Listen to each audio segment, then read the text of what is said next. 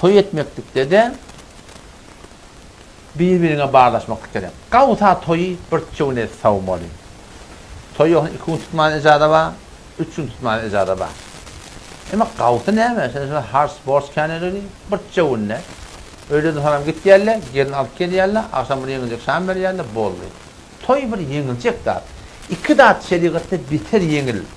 Biz şunu bitir kıynattı. Aslen ödümler düdüğünü ödümü çok tehnen gelemler. Şeriatta inki anlatta da ölü şun zaylapta ayet vermektir. Burada toy etmektir. Şeriatta anılmaz anlatta. Bir ölüye hop ne meten yuğatalıyar da açını kefelliyerler. Üşen adam üşüye. Zınada çıkıyarlar. Eltiyerli gömüyerler kayıtıyarlar. Öyün üyesi önüne 3 gün oturuyor. Yer serpişiyor, sat yok.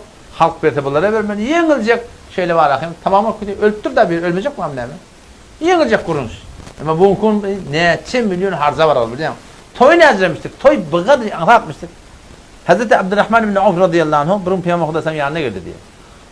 Adam Arapların arasında 2 form atır varmıştık diye. Bir atır varmıştık, rengi varmıştık. İyi yokmuştuk diye yani. Ol dinarlarla kımıştık. Bir atır varmıştık, rengi yokmuştuk, iyi varmıştık, erkek adamla kımıştık. Onun Peygamber Hudasan Hazreti Abdurrahman bin Avf'ın gördüğü atır var. Ne mi deyiptir? Dinarla atırı. Ölenün mü deyip diye. Onu ölenim ya sorular dedi. O ne? Peygamberin yarı ölendir, Peygamberin haberi yok. Yenilecekler. O toy ediptir da. Evet bu gün toy edecek adam o öyle biliyorum. Ne çayla bana tedarik görüp kartnamisi yeni burada kartnamisinde bir gücüş. Onun falan çağırs. Kartın ödün falan çağırs. On paylamakın o cüdegeni hars. Gelmedik adamı ökedip yeni burada baba ben bir toy edecek da. Toydan maksat ne mi?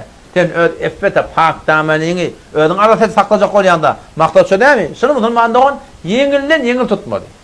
Yengilecek değiller. Şulardan bir dürü tuttursa biz de şunu ödüme erip başarıyor. Kartnamisi bol mamele ne mi olur ka? SMS'e bağa bir SMS'i verağa şeyle. Yenilecek aslında milletin toy edenin bilmesinden ne mi olur ka? Bu zamanın adamlar yürüyordu ya alacağım biliyor musun? Bu toy ettiyen binip balakayım, ortam balakayım, ooo ne kadar ulukon, görüş, yeni burada, anırtı verti yok. Şimdi hatlar bir gerek dağıttı ya, bizim günün şumun katı kıyınatlayan dağıttı yani. O duğdatışma deyip, kadırıymış deyip, yeni burada deyip, ol arada günah kaçından ayıra, şun ne kadar narahat giti oluyor, ne kadar harzı oluyor, ne kadar borcu oluyor, Müslüman da oğlum, o da şu taraftan gelin taraf, oğul taraf, ne etmeli, şu dağıtları yeniledip de var akım, birbirini kömekçi olmak gerek.